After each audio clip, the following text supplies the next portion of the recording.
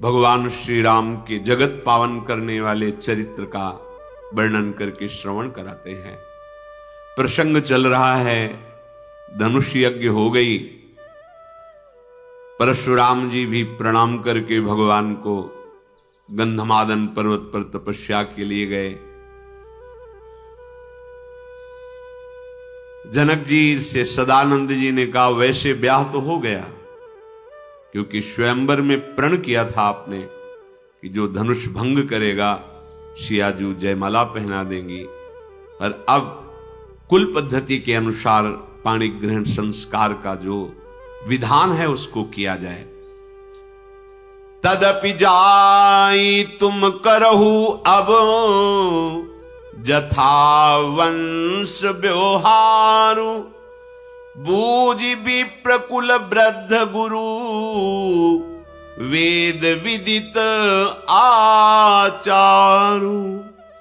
वैसे तो ब्याह हो गया, तथापि जैसा कुल का व्यवहार है, ब्याह पद्धति है, बड़े बूढ़ों और गुरुजनों से आज्ञा लेकर वैसा आप करो, सदानंद जी ने जनक जी से कहा।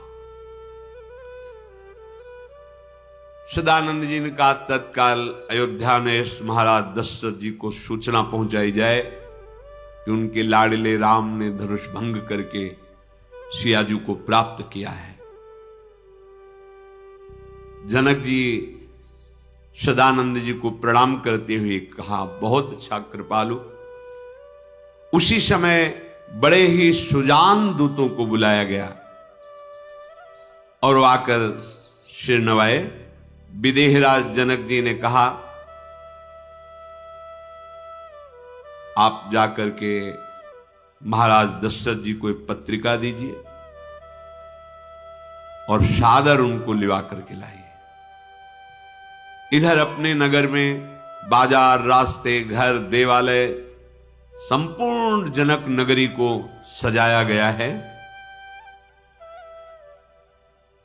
दिव्य कारीगर आए हुए हैं, विवाह मंडप की रचना में बड़े चतुर हैं।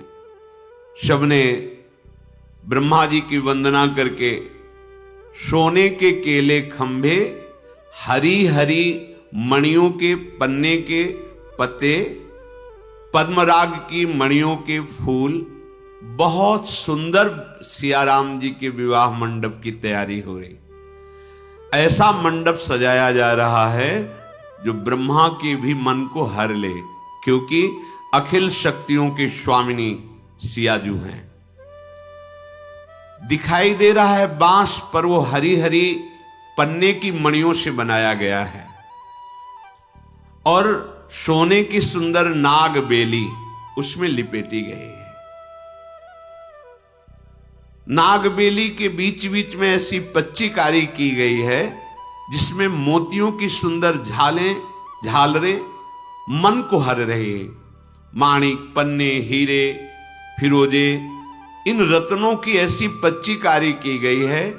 लाल, हरे, सफेद, विविध प्रकार के फूल, कमल, ऐसे ये सब मणियों से, और मणियों के ही सुंदर पक्षी बनाए गए हैं। जब वायु चलती है तो उनसे अलग अलग आवाज निकलती है। नीलमणि की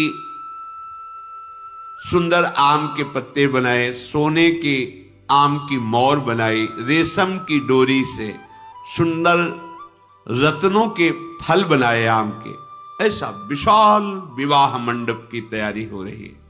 जिसने इस मंडप को देखा उससे 14 भुवन की रचना फीकी लगने लगी, क्योंकि जिस नगर में साक्षात महालक्ष्मी कपट से सुंदर स्त्री रूप धारण करके विराजमान सियाजू के रूप में, जैसे महालक्ष्मी द्वारिकाधीश भगवान के श्री पटरानी स्वरूपा रुक्मिणी जी,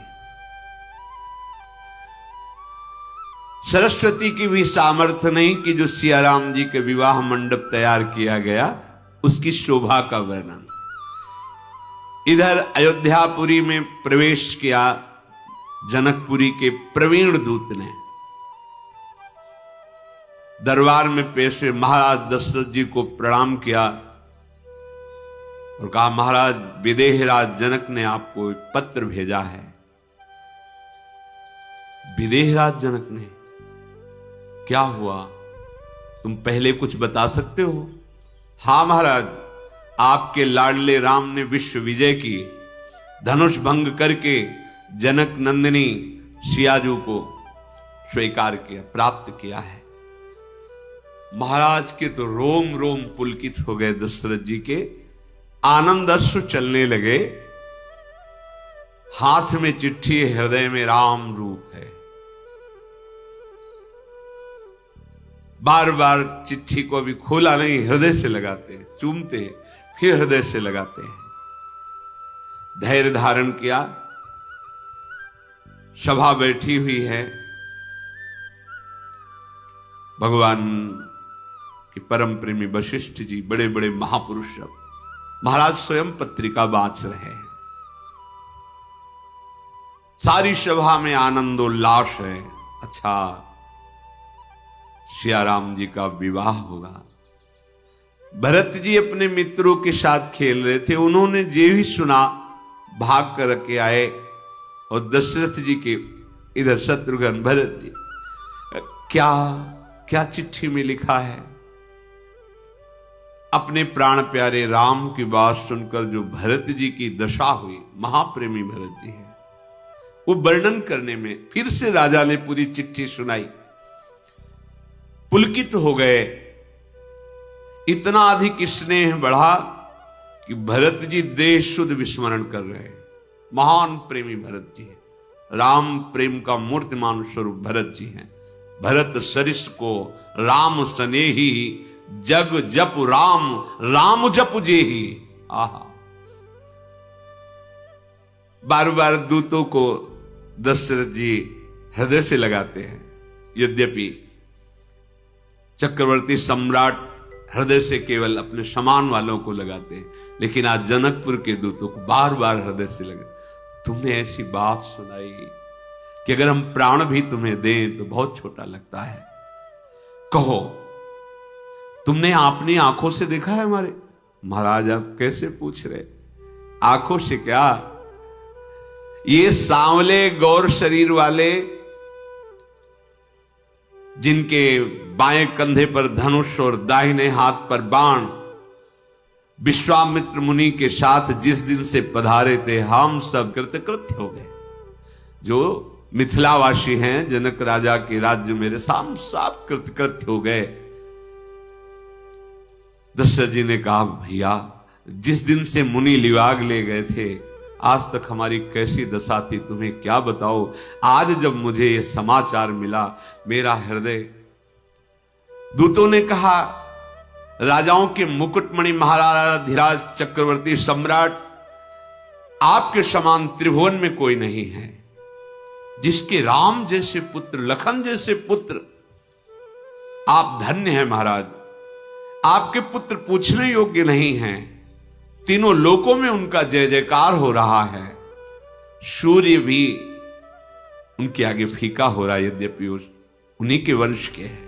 हे नाथ, आप कहते हैं उन्हें कैसे पहचाना? तो क्या सूर्य को पहचानने के लिए दीपक लेकर के ढूंढने की आवश्यकता है क्या?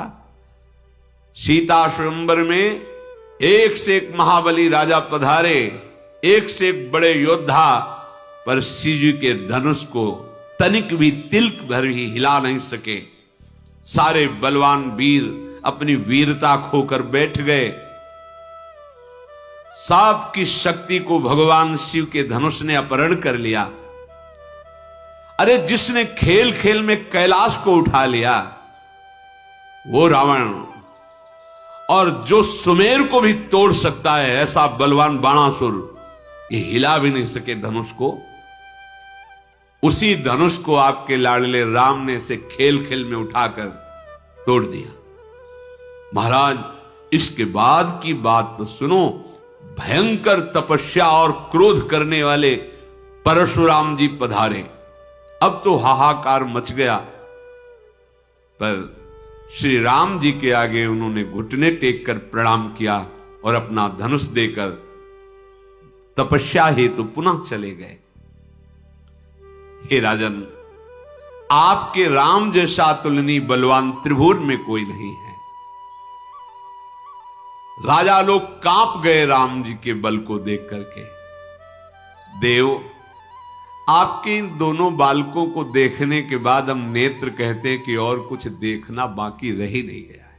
हाँ, जिसके देखने के बाद फिर देखने की इच्छा ही और देखने की शक्ति ही नहीं रहती। पिय मूर्ति नयनन बसैते रस, अब वो तो जिधर देखता जड़ चैतन्य कछु नहीं दिखत, जित दिखत तित श्याम खड़े। अपना आराध्य देव ही केवल दिखाई देता है। महाराज दशरथ आंख मूंदे हुए हैं, अश्रु चल रहा है, अश्रु प्रवाह। फिर उन्होंने बड़े रत्न कीमती कीमती स्वर्ण आभूषणों की बड़े बड़े थाले मंगवाकर और दूत से कहा, आप ये स्वीकार। कान में उंगली रखते, महाराज ऐसे शब्द मत बोलो, सिया जो हमारी पुत्री है, महाराज की पुत्री मतलब हमारी, और पुत्री के यहां पानी पीना भी निषेध है। महाराज आप रत्न आभूषणों की बात करते हो, ये शब्द भी मत बोलो, हम तो आपके यहां का भी जल भी नहीं लेंगे। कैसी निष्ठा! सिया जो हमारे महाराज की पुत्री तो हमारी पुत्री है, हम बेटी के यहां पानी भी नहीं पी सकते। कितनी पवित्रता, कितना आदर। बेटी कोई साधारण नहीं, दैवी शक्ति है। आज हमारी दुर्दशा जो हो रही ना, वो कई ऐसे कारण हैं जो हम अपराध करते हो मानते ही नहीं। गर्भ हत्या, भ्रूण हत्या, ऐसे ऐसे महान पाप बेटियों को समझा जाता है ये हमारे लिए बोझा है। अरे देवी शक्ति है, वो ना होती तो तुम कहां से आ जाते। उसी देवी शक्ति जननी के द्वारा पूरे जगत का मंगल हो रहा है, और उसी जननी के बाल रूप की तुम हत्या करोगे, तुम्हारा सर्वनाश हो जाएगा। आगे चल के देख लेना, बहुत सावधान। वो दैवी शक्ति, दैवी अंश है। हां, तुम्हारे कर्म बुरे पीछे के होंगे तो तुम्हें दंड देने के लिए ऐसे आचरण होंगे जिससे तुम जलोगे, नहीं तो तुम्हारा परम मंगल है। कन्यादान बहुत बड़ा दान होता है। यदि आप पवित्र आचरण करते हुए समय से गृहस्थी में कन्यादान करते, बहुत बड़ा कार्य है। आज बुद्धि भ्रष्ट हो गई है, बस बेटी मुंह दास हो गया। बड़े बूढ़े घरों, हमें तो लड़का चाहिए था। तुम्हारे भाग्य में जो है, जो भाव से आया है, चाहे वो पुत्र हो या पुत्री हो, संतान है, खूब उसका पोषण करो, पढ़ाओ लिखाओ, मंगल विवाह करो, भगवान नाम जप करते हुए जीवन छोड़ो, भगवत प्राप्ति हो गई। ऐसे अपराध नहीं।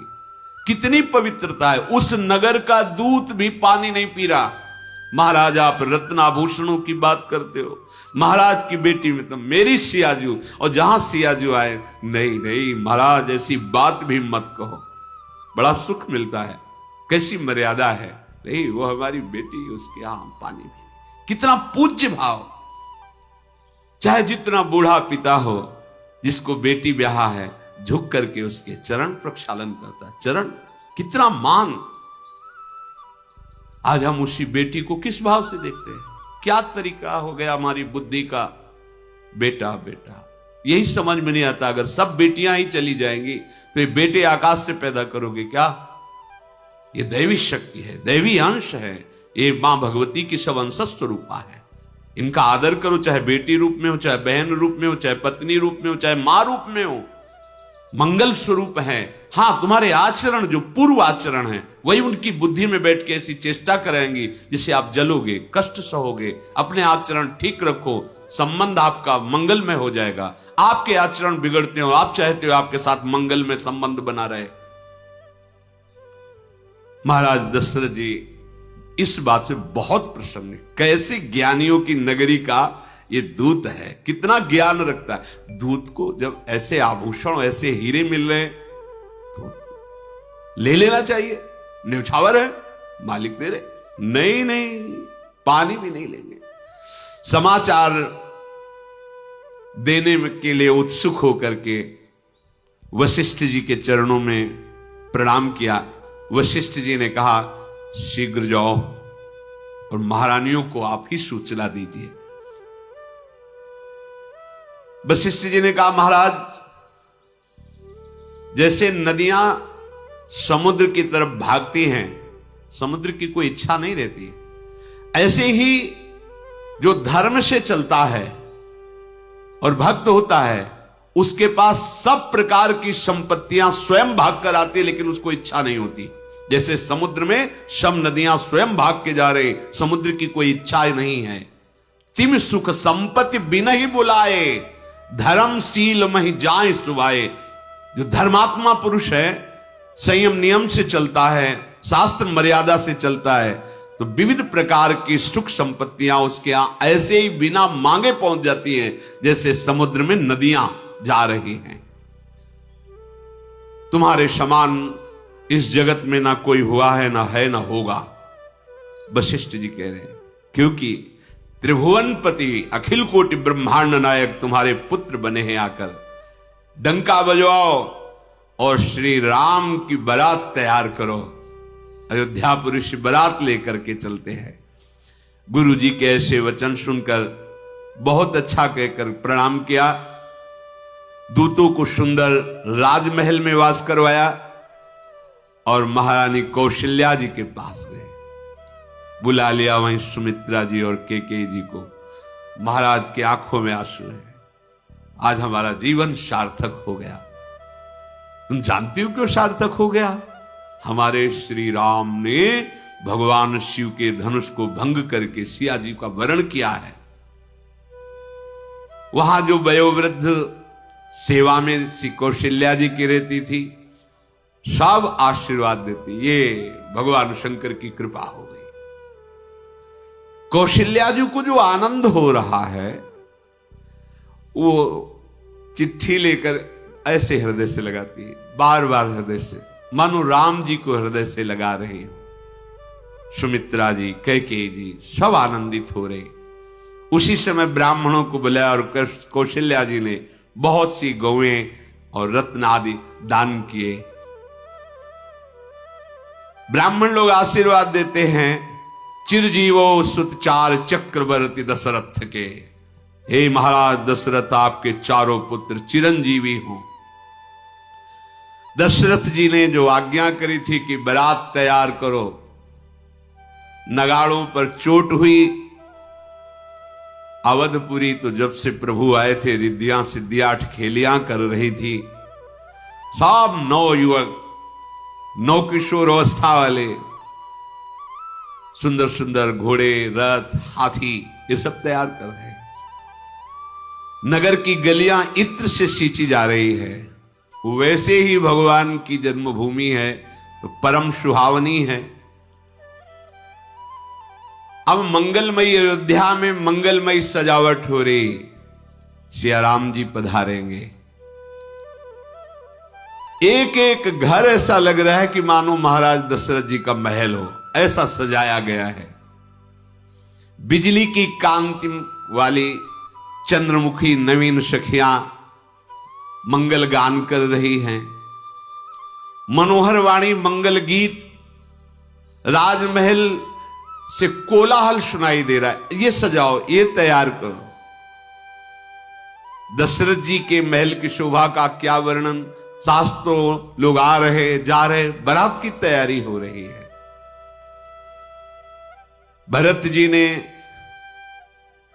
जो प्रभु श्री राम का घोड़ा था, लक्ष्मण जी का, अपना और शत्रुघ्न, उन चारों को सजाया गया।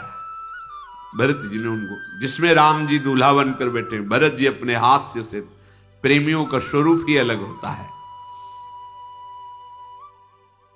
उत्तम उत्तम रंग के घोड़े में 9 किशोर सब अयोध्या के सब तैयार हुए। घोड़े ऐसे हैं कि धरती पर चलते तो लगता है जैसे आग पे चल रहे हो। आग में इतनी शीघ्रता से पैर उठाते हैं। ऐसे भी घोड़े हैं जो जल पे भी थल की तरह चल सकते हैं, वायु के समान भी। तो सब छैल छबीले नवीन अवस्था वाले उन घोड़ों पर सवार हुए। करोड़ों शूरवीर योद्धा बारात की रक्षा के लिए। ध्वजा पताका मणियों से सुसज्जित, आभूषणों से सजाए हुए रथ, जिनमें छोटी छोटी घंटियां बज रही हैं। 2 रथ विशेष तैयार किए गए, जिनमें श्याम कर्ण के घोड़े जोते गए हैं। एक बहुत ही तेजस्वी रथ जिसमें भगवान वशिष्ठ जी बैठेंगे, और एक चक्रवर्ती सम्राट महाराज दशरथ जी, शेष सब अन्य गुरुजन वयोवृद्धजन। अब तो रथों पर चढ़ चढ़ करके बारात नगर के बाहर जुटने लगी। जिसको जो सेवाएं मिली थी सब तत्काल करके बाहर आए। कोई पालकियों पे, जो कुर्सी नुमा पालकियां बनाई गई हैं, कोई हाथियों पे अंबारे डाले हुए उनमें, कोई घोड़ों पर, कोई रथों पर, अनेक करोड़ों कहार दूध दही रस ये सब साथ लेके चले। चक्रवर्ती सम्राट हैं। खान पान की विविध वस्तुएं पहले से ही निश्चय हो गया, अमुक अमुक जगह पड़ाव पड़ेगा, वहां पहले से ही सारी व्यवस्था, मानो एक नगर बनाया गया हो। ऐसे कपड़ों के सुंदर तंबू कलाते, ऐसे साजबाज, खान पान, सारी व्यवस्था है। जे भी बारात चली तो बड़ा शोर मच रहा है, कोलाहल हो रहा है, दुंदुबियां बज रही हैं, हाथियों के बड़े बड़े घंटों की ध्वनि हो रही है, पैदल चलने वाले जय हो पट्टेबाज कसरत करते हुए आगे दिखाते जा रहे हैं। कोई गान कर रहा है, कोई मृदंग बजा रहा है, कोई नगाड़ा बजा रहा है, और मृदंग और नगाड़े की ध्वनि के अनुसार नौ किशोर अयोध्या के जो बालक है वो घोड़े की नृत्य करा रहे, घोड़े की वैसी चाल। बड़ी शोभा बारात की, जिसका वर्णन नहीं किया जा सकता। नीलकंठ पक्षी बाईं ओर चारा ले रहा है, दाहिनी ओर साफ शुभ संकेत हो रहे हैं। दशरथ जी ने कहा, शीतल मंद सुगंध वायु चल रही, शकुन हो रहे, रात का प्रस्थान किया जाए यहां से। अब जो सगुण ब्रह्म परमात्मा राम रूप से हैं, उनके दर्शन की अभिलाषा से समस्त अयोध्यावासी बस एक ही लगन लगी, कैसे जनकपुर पहुंचूं और राम जी को देखूं। और जिनका वर्ण राम जी ने किया है, वो कैसी सिया जी है। पूरे अयोध्यावासियों के हृदय में हुलसन है। जगह जगह पड़ाव, जहां कोई नदी वहां पुल बनवा दिया था जनक जी ने। जब सुना कि बारात बिल्कुल नजदीक आ गई है, आवत जानी बारात बर, सुनि गहे गहे निशान, सज गज रथ पद चर तुरग लेन चले अगवान। जे भी सुना अयोध्या नरेश महाराज पधार रहे हैं, डंके बजने लगे, नगाड़े बजने लगे, और रथ, हाथी, पैदल, घोड़े से सच करके, क्योंकि राज समाज का स्वागत राज समाज के ही द्वारा होता है, तो विदेहराज जनक की तरफ से अगवानी के लिए चले। दूध, शरबत, ठंडाई, स्वादिष्ट जल एक कलशों में भरकर पहले पहुंचा दिया गया। जिसको जो भावे सो पान करो। और सुंदर सुंदर पकवान भोग आरोगने के लिए पूरी बारात को उत्तम उत्तम फल और सबको सुंदर गहने, कपड़े, मूल्यवान मणियां, जिसको जो चाहिए जनक जी ने पहले व्यवस्था कर दी। अगवानी करने वालों को जब बारातियों ने देखा तो हृदय में आनंद छा गया। दौड़ करके अयोध्या नगर के मुख्य और उधर से जनक नगर के सब छाती से छाती मिला रहे हैं, मानो दो आनंद समुद्रों का मिलन हो रहा है। राजा दशरथ जी ने जो जनक जी ने भिजवाया था अगवानी के लिए, वो सब स्वीकार किया। अब जनवासे में लिवा के गए तो शियाजू ने पहले ही समस्त सिद्धियों को बुला लिया था, जितनी सिद्धियां हैं, और आज्ञा करी थी कि महाराज हमारे ससुर पधार रहे हैं, बारातियों का स्वागत दिव्यता से होना चाहिए। तो जनक जी वैसे ही ज्ञान सिद्ध महापुरुष है, वैसे ही भारी व्यवस्था थी, पर सिद्धियों की व्यवस्था ये थी कि जिसके मन में जो था वो सब वही, किसी के मन में कुछ, वो तत्काल वो उपस्थित हो, वो सेवा लेकर के आ जाएंगे। और ये किसी को पता नहीं कि ये जनक के सेवक है या जानकी जी की सिद्धियां रूप धारण किए हुए हैं। बरातियों को ठहरने के ऐसे स्थान की देवराज इंद्र भी देख के ललचा जाए, ऐसी व्यवस्था जानकी जी की तरफ से जनक जी ने तो की ही थी। महाराज दशरथ जी बहुत प्रसन्न हो रहे कि जनक जी कितना प्यार बरसा रहे हैं। अब विश्वामित्र जी ने प्रभु श्री राम लक्ष्मण से कहा, महाराज पधारे हुए हैं, चलो दर्शन कर। उत्सुक है प्रभु, पर अपनी तरफ से नहीं कहा। इसमें एक शिक्षा मिलती है, जब हम गुरु के समीप हैं तो कोई भी प्रिय से प्रिय या पूज्य आ जाए, हमें या तो अनुमति लेनी चाहिए या चुपचाप रहना चाहिए। उनकी आज्ञा हो तब हमें आगे बर्ताव करना चाहिए। प्रभु के मन में एकदम आनंद बढ़ रहा है कि मैं दौड़ करके जाऊं और अपने पिता के चरणों में प्रणाम करूं, पर सकुचन कही न सकत गुरु पाही, पितु दर्शन लालच मन माही, विश्वामित्र विनय बड़ी देखी, उपजा उर संतोष विसेखी।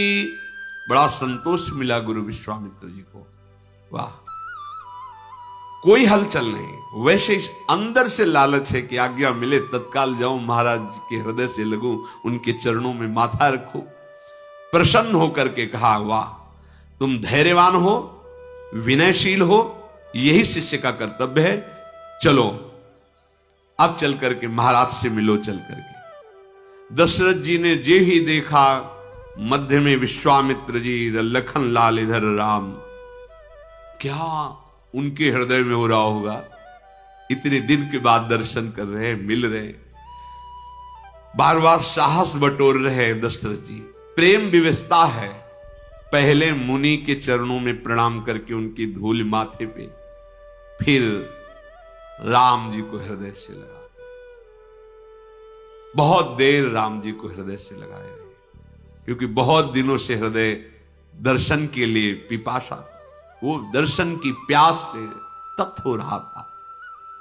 लखन लाल ने दंडवत किया, लखन को भी हृदय से लगाया। महाराज को ऐसा अनुभव हो रहा है कि आज हमारे ऊपर सब प्रसन्न है, शुभ ही शुभ, मंगल ही मंगल, सुख ही सुख। फिर राम लक्ष्मण जी ने वशिष्ठ जी को प्रणाम किया और जितने ऋषि अयोध्या से आए थे सबको प्रणाम किया। भरत जी, शत्रुघ्न जी राम जी से मिले। समस्त अयोध्या वासियों से जितने आए थे सबसे प्रभु मिले, सबसे मिले। कोई एक करोड़ों तो सैनिक ही थे, सबसे मिले। पर सबको लग रहा है प्रभु हम आज से बात कर रहे हैं, हमसे मिल रहे हैं। ये भगवान की भगवत्ता है। अगर एक एक से मिलते तो 2-4-6 महीना भी लग सकते। क्षणमो मिले सबही भगवाना, उमा मरम काहू ने, सबसे भगवान मिल रहे। पूरी अयोध्या की जो बारात आई थी, सबका हृदय परम आनंद में, क्योंकि भगवान साक्षात वहां विराजमान है। दशरथ जी को ऐसा लग रहा है कि मेरे राम लक्ष्मण भरत शत्रुघ्न मानो अर्थ धर्म काम मोक्ष, ये साक्षात रूप रखकर मेरे साथ है। अगवानी में आए हुए सतानंद जी ने, अन्य ब्रह्म ऋषि, मंत्रीगण, मागध, सूत, विद्वान, सबने राजा दशरथ जी का सत्कार किया। फिर आज्ञा लेकर वापस गए। बारात लगन से पहले आ गई थी, इसलिए बहुत आनंद है जनक जी को। जनक जी बार बार अपने भाग्य सराहते कि हमें कौन मिला रिश्ते में, भगवान मिले। यही जीवन धन्य है कि हमारा इन्हीं से रिश्ता रहे, यही रिश्ता पक्का है, और तो सब कुछ चंद दिनों के रिश्ते हैं। जितनी स्त्रियां, नवयुवतियां जानकी जी के समीप हैं, वो सब कह रहे हैं कि सियाजू आपका भाग्य तो क्या वर्णन करना, पर मेरा भी भाग्य बहुत बड़ा है, क्योंकि आपको जनक जी बहुत प्यार करते हैं। वो बार बार आपको बुला के लावेंगे और ये बार बार लिवाने आएंगे, हम इनको बार बार देखेंगे।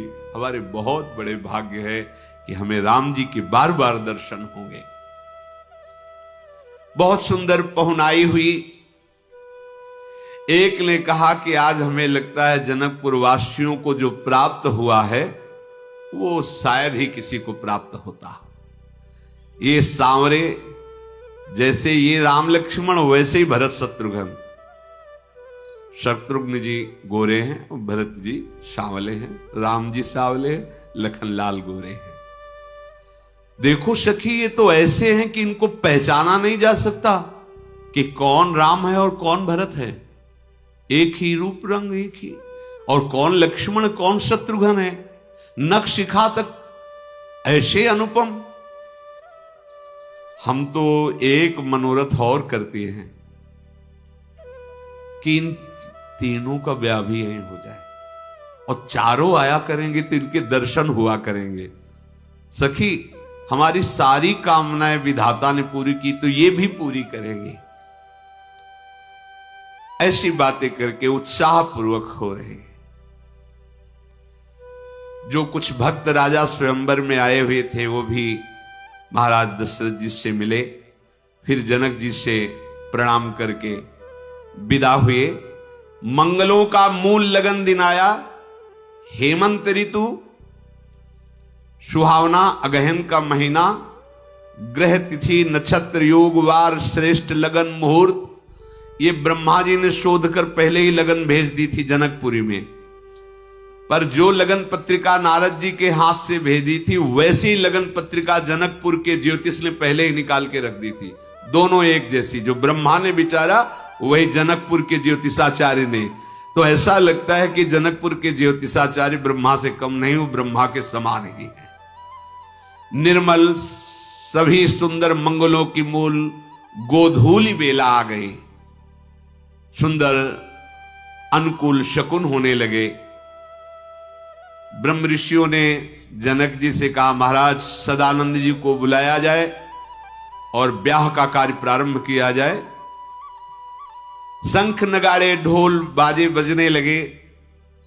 दूर्वा दधी ये सब छिड़का गया। मंगल सुहागिनी स्त्रियां गीत गा रही हैं ब्याह के, ब्राह्मण वेद ध्वनि कर रहे। अवधपति महाराज दशरथ जो इस समय देवराज इंद्र की भी छटा को लघु कर देने वाले पधार रहे हैं। आगे शूरवीर अंगरक्षक चल रहे और सबसे पहले घोड़े पर भगवान श्री राम दूल्हा रूप से। वैसे ही सुंदरता की सीमा प्रभु में फिर दूल्हा रूप, सीधे दूल्हा है हमारे जो दूल्हा है ना। हाँ,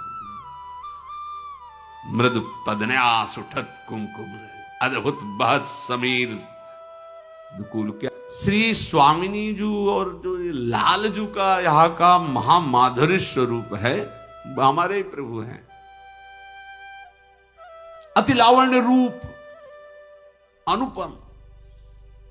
और उसमें जैसे समुद्र शांत और तरंगाए मान, इतना अंतर है। शांत गंभीर दूल्हा और ये महाराज तरंगायमान दूल्हा है। खेलत रास दुल्हेली दूल्हा, बहुत मृद पदन्यास उठत कुमकुम रज अद्भुत बहत समीर दुकूलहु कबहु श्याम श्यामा दसनांचल। आगे चिंतन का सब विषय है। अति लावण्य रूप, अभिनय ऐसा महाराज। पर ये महाराज बहुत शांत गंभीर, मानो गंभीरता टपकती है प्रभु के श्रीमुख से। वैसे भी सुंदरता की सीमा, दूल्हा श्रृंगार और चारों राजकुमार जो घोड़े सजाए। धन्य है वो घोड़े जिन पर प्रभु विराजमान है। ये कोई ऋषि मुनि ही साक्षात मूर्तिमान अश्वरूप धारण किया होगा। गरुण जी का जो सौभाग्य है वही घोड़े का सौभाग्य है। गरुण जी पर जैसे भगवान श्री हरि बैठ, अहोभाग्य। समस्त देवता लोग दुंदुबियां बजा रहे हैं, दूल्हा राम जी के ऊपर पुष्पों की वर्षा कर रहे हैं। और बड़े बड़े जो शिव ब्रह्मादिक हैं ये सब मनुष्य रूप धारण करके वहां जनकपुरी में विचरण कर रहे हैं। ये सुख लूट रहे हैं। प्रेम पुलकित सबका शरीर है। कोई भी ऐसा नहीं है जिसके रोमांच नहीं हो रहा। दूल्हे सरकार को देखकर। सब देवता देवांगनाएं प्रभाहीन हो रही, तेजहीन हो रही। जैसे सूर्य के उदय होने पर तारागण फीके पड़ जाते हैं, ऐसे दूल्हा राम जी जब चल रहे अश्व पर बैठे, सब निस्तेज हो रहे हैं। भगवान शिव जी ने समझाया कि आश्चर्य मत करो, ये महामहिम अनंत ब्रह्मांडों के स्वामी प्रभु हैं और इनकी निज अंग निज शक्ति सियाजू हैं। अपने नेत्रों को, अपने हृदय को परम लाभान्वित कीजिए इनके, आश्चर्यचकित मत हो। अरे जिनका नाम, जिनकर नामो लेत जग माही, ध्यान दीजिए, सकल अमंगल मूल नसाही, करतल होई पदारथ चारी, ते सिया राम कहूं कामारी। कामरी भगवान शंकर देवाधिदेव महादेव ने कहा, तुम देखो इनको भर नेत्री, वो हैं जिनका नाम लेने से समस्त अमंगल नष्ट हो जाते हैं। धर्म अर्थ काम मोक्ष ये चारों हाथ में आ जाते हैं। नाम। भगवान शिव जी ने सबको उपदेश किया कि आप आश्चर्य मत मानो, ये सर्वाश्चर्य हैं। ये आसपास साधुओं और ब्राह्मणों की मंडली चल रही दूल्हे राजा के साथ। कितना प्रभु अपने प्यार करते भक्तों को। आसपास भक्त मंडली जय जयकार और ब्राह्मण ऋषि चल रहे मंत्रोच्चारण करते हुए, पावन जल छिड़कते हुए। प्रभु बहुत आदर करते हैं, ऋषि मुनि भक्तों का बहुत आदर करते हैं। इतना आदर करते हैं कि जहां जहां मेरा भक्त चरण रखे वहां वहां रखो हाथ, पीछे पीछे मैं फिरूं कभी ना। ऐसे थोड़ी की दास्ता चंदन तिलक लगाए, ऐसे ये हरि की दास्ता है, हरि की दास्ता। इसे गर्व से लगाओ, इसे ये मत समझो कि लोग क्या कहेंगे। अरे उसके लिए डरो, गंदे आचरणों के लिए कि लोग क्या कहेंगे। ये परम पावन अखिल ब्रह्मांडों के अधीश्वर प्रभु और प्रियाजू के दास्ता का है। ये हमारा बिल्ला है। हम कौन हैं? हम प्रियालाल के दास हैं, इस बात की छाप है। ये कंठी हमारा सुहाग मंगल सूत्र है, कोई साधारण चीज नहीं है। ये वो मंगल सूत्र है, प्राणों से भी अधिक। जैसे सुहागिनी को मंगल सूत्र, ऐसे हमारी कंठी, जैसे वो सुहाग, ऐसे ठसक से हम तिलक लगाते हैं, प्रसादी चंदन लगाते हैं और इस बात का गर्व रहता है कि मुझ अनाथ के दीनानाथ श्यामा श्याम स्वामी हैं। नाथ अनाथन हित समर्थ मोहन श्री राधा। भगवान अपने भक्त मंडली भी, ऋषि मंडली भी, अंगरक्षक, कैसी अद्भुत शोभा। प्रभु जिस घोड़े पे विराजमान है, ऐसा लग रहा है कि कामदेव ही मानो मूर्तिमान घोड़ा बनकर, इतना लुभावना उसका बल रूप गुण चाल। मोतियों की माला मणि इनसे सजाया गया है घोड़े को, और उसके पैरों में घुंघरू बंधे हुए हैं। और मुनियों को महासुख पहुंचाने वाले प्रभु लगाम पकड़े हुए दूल्हे रूप से बैठे हैं। जैसे प्रभु की इच्छा हो रही वैसे वो चाल चल रहा है घोड़ा। भगवान जब दूल्हे के रूप में सवार है तो सरस्वती जी कहती मैं असमर्थ हूं इस रूप का वर्णन करने में, फिर और कौन वर्णन कर सकता है। भगवान शंकर जी और आनंदित हो रहे हैं क्योंकि इनके 15 नेत्र हैं इस समय, पंचमुख, 3 एक मुख में, तो 5 से 15 नेत्रों से दूल्हा रूप का दर्शन करके आनंदित हो रहे हैं। और जब भगवान विष्णु ने अपने इस रूप को देखा, राम रूप को, दूल्हा रूप, तो वो भी आनंदित होकर मोहित हो रहे हैं। ऐसा सुंदर रूप। ब्रह्मा जी भी बड़े प्रसन्न हुए, पर थोड़ा सा संकोच है क्योंकि 8 नेत्र हैं, चतुर्मुख 4 दूनी 8। स्वामी कार्तिकेय जी को थोड़ा और उत्साह है क्योंकि ब्रह्मा जी से ड्योढ़े हैं 6 दूनी 12, 6 मुख कार्तिकेय भगवान के, तो ब्रह्मा जी से। पर इंद्र आज बहुत प्रसन्न है। गौतम ऋषि ने शाप दिया था ना 1000 भग हो जाए शरीर में,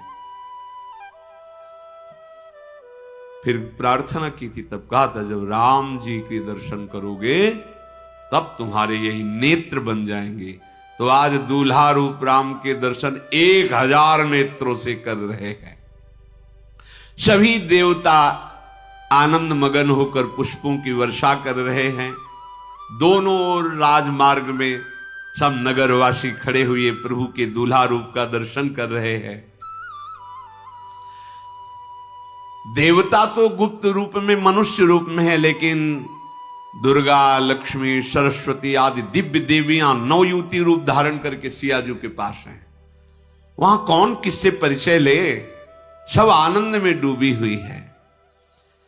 कोई नहीं जान पहचान कर रहा है। आनंदवश हुई सब सियाराम जी के विवाह में सम्मिलित हैं। जब दूल्हे राजा महल पधारे तो सबसे पहले उनके चरण पखारे गए। जो कोई देखता मुग्ध हो जाता है। प्रेम आंसू निकलते हैं पर रोक लेते हैं कि शुभ समय है। नहीं, माता सुनैना जी ने जब देखा प्रभु का तो पहला रूप देखा था धनुष भंग के समय, जो वो दूसरा रूप था। आज बहुत शांत, सुकुमार, गंभीर और दूल्हा रूप। बार बार वो विधाता को धन्य धन्य कह रहे कि हमारी सियाजू के ऐसे पिया। निहाल हो रही सुनैना जी। मंगल अवसर जान करके वो अपने नेत्रों को संभाल रहे कि कहीं आंसू न निकल पड़े। वेदों में कहे हुए कुलाचार के अनुसार व्यवहार कर रहे हैं। जे ही चरण पखारे गए तो पंच शब्द हुए, तंत्री, ताल, झान, नगारा, तुरही। पंच ध्वनि हुई, वेद ध्वनि, वंदी ध्वनि, जय ध्वनि, शंख ध्वनि, हुलू ध्वनि। मंगल गान हो रहा है। सुंदर पुष्प कोमल, जो कोमल कोमल वस्त्र बिछे उनके ऊपर पावड़े डाले जा रहे हैं। स्वयं सुनैना जी अर्घ्य दे रही है, फिर आरती कर रहे, फिर विवाह मंडप के नीचे दूल्हा महाराज को पधराया गया। उच्च आसन पर महाराज चक्रवर्ती सम्राट दशरथ जी अपने गुरुजनों की मंडली सहित। देखने लायक वैभव है। ब्रह्म ऋषियों की मंडली, विशाल मंडप। वहां किसी को और के देखने की फुर्सत नहीं, केवल दूल्हे को सब देख रहे हैं। और आश्चर्य, सबको दूल्हा अपनी तरफ दिखाई दे रहा है। आसपास से बैठे सबको दूल्हा अपनी तरफ दिखाई दे रहा है।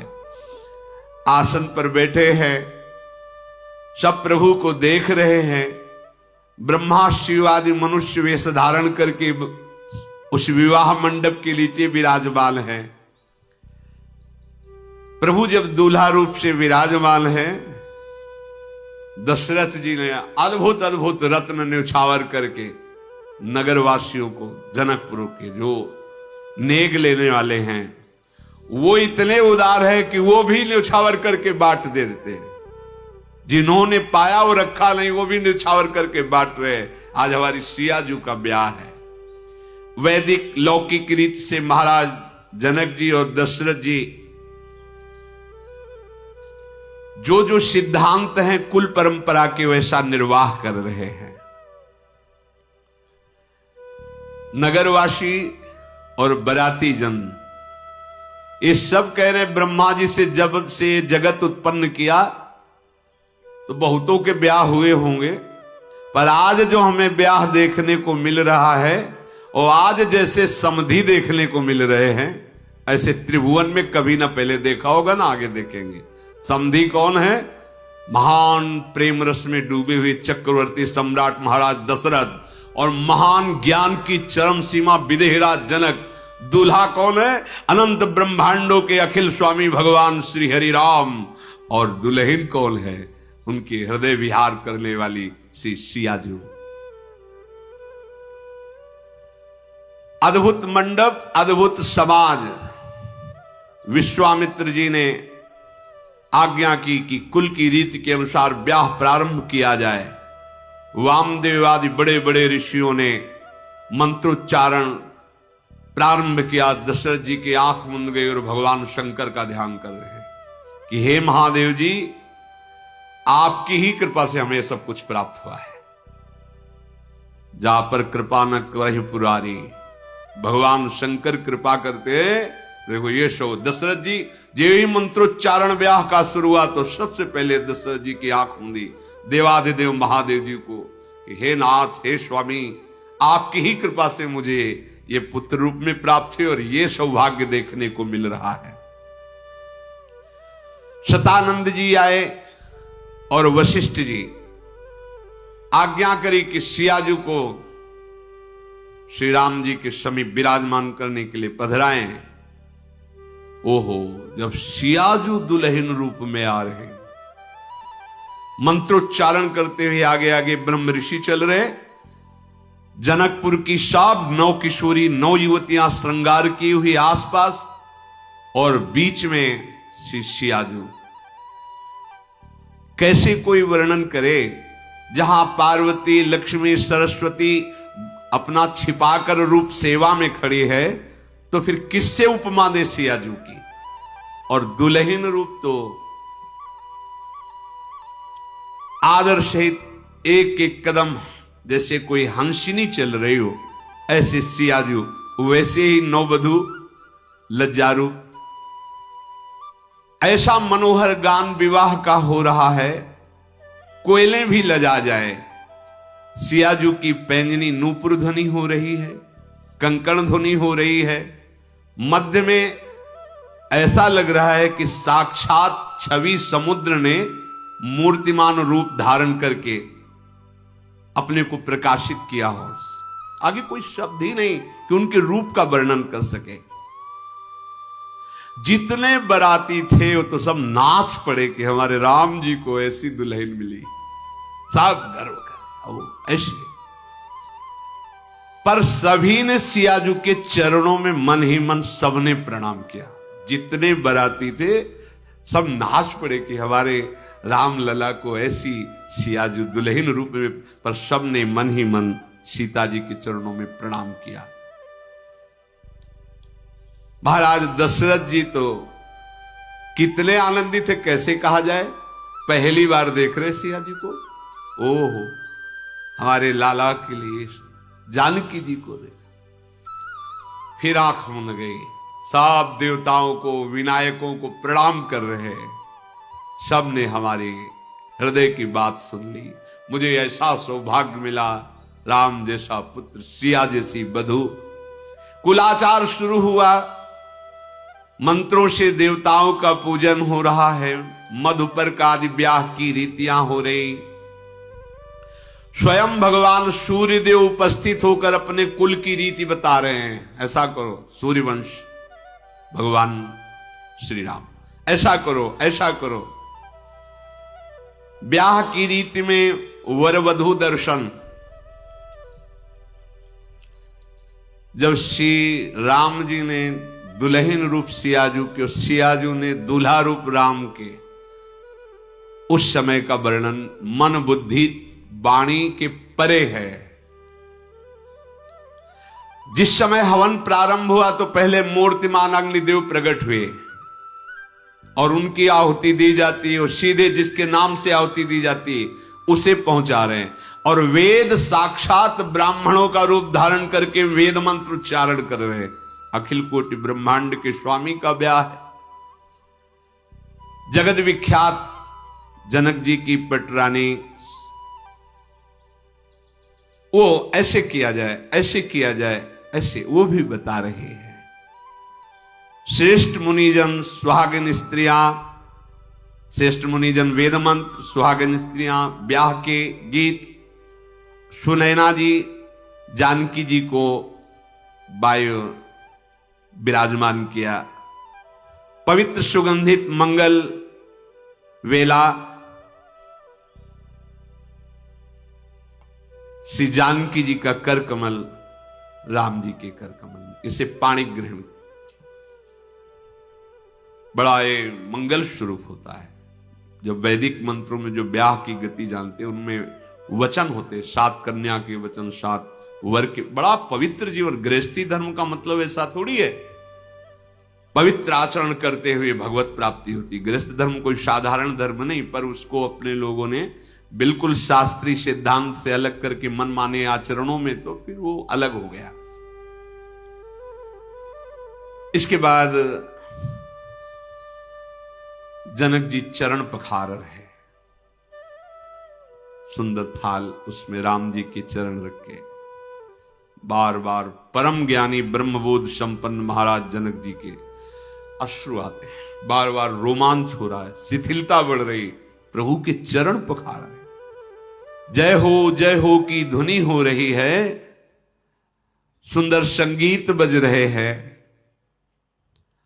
जनक जी बार बार चरणों को ऐसे स्पर्श करके शिथिल होते हैं। ये वही चरण हैं जिन्होंने गौतम मुनि स्त्री अहिल्या को परम गति प्रदान की। ये वही चरण हैं जिनकी धोन गंगा जी भगवान महादेव जी के माथे पर विराजमान है। ये वही चरण हैं जो मुनिजनों के ध्यान में बसते हैं। आज मैं बड़भागी हुआ, इन चरणों को धोने का अवसर मिल रहा है। महाराज जनक दोनों कुल के गुरु कन्या की हथेलियों को मिला करके साखोच्चार कर रहे हैं। जेव ही पाणि ग्रहण हुआ, ब्रह्मादि देवता, मनुष्य, मुनि, ऋषि सब पुलकित होकर पुष्पांजलि बरसा रहे हैं सिया राम जी को। पाणि ग्रहण, जनक जी कन्यादान कर रहे हैं। श्री रामचंद्र जी को सिया जी समर्पित किए, हाथ जोड़कर अश्रु भर करके। अभी तो विदेह थे ही, पर आज विशेष विदेह हो रहे हैं। कुछ बोला नहीं जा रहा, बस हाथ जोड़कर पाणि ग्रहण कराकर जानकी जी का कुछ कहना चाहते पर कह नहीं पा रहे। जनक जी की स्थिति है। ज्ञान शिरोमणि सुखदेव जी महाराज के गुरु हैं। फिर विधि पूर्वक हवन हुआ, गठजोड़ी हुई, फिर भांवरे हुई। भगवान श्री राम जी की विधि पूर्वक ब्याह विधि पूर्ण हुई। पहले ही बारात जब आई थी तब महाराज जनक जी ने निवेदन किया था राजकुमारों को देख करके कि हमारे छोटे भाई कुशध्वज हैं, उनकी कन्याएं हैं, हम चाहते एक ही मंडप पर, जैसा नगरवासियों ने भाव किया था। प्रार्थना के अनुसार जैसी रीत से प्रभु का, श्री राम जी का, वैसी ही रीत से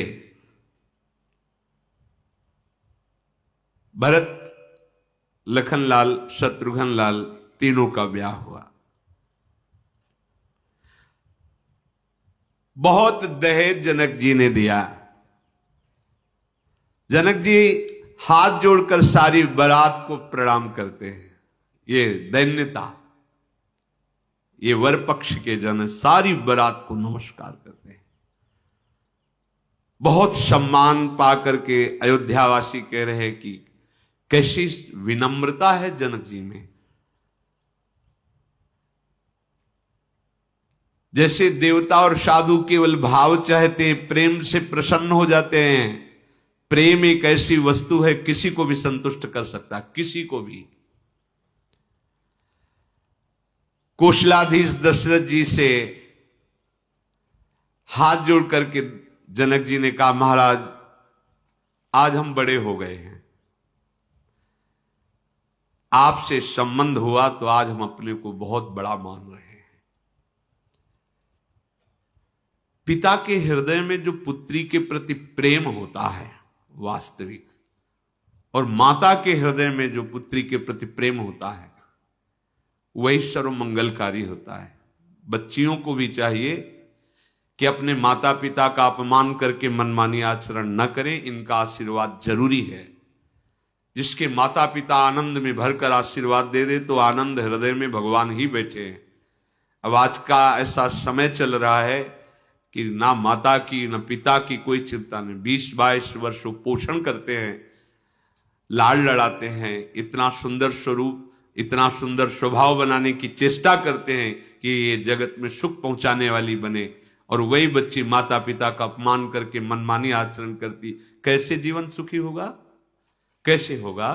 देखो, गृहस्थ में भी जाने के लिए गुरुजनों का आशीर्वाद, देवताओं का मंगल आशीर्वाद, माता पिता का दुलार, उनके हृदय का आशीर्वाद, ये जीवन हमारा गृहस्थ में भी जाए तो मंगलमय रहे।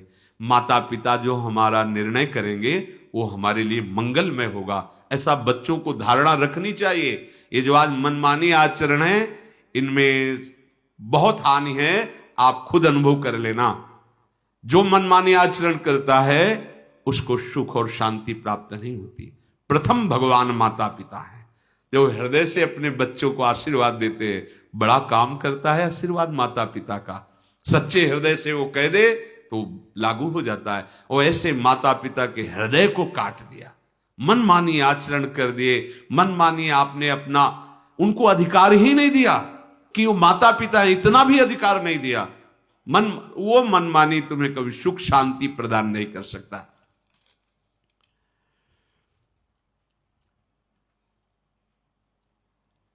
जानकी जी की छोटी बहन उर्मिला जी बहुत ही सुंदर है, लक्ष्मण जी को ब्याही गई, जिनका श्रुत कीर्ति नाम, वो सुंदर नेत्रों वाली गुण की खान शत्रुघ्न जी को ब्याही गई, और मांडवी जी भरत जी को ब्याही गई।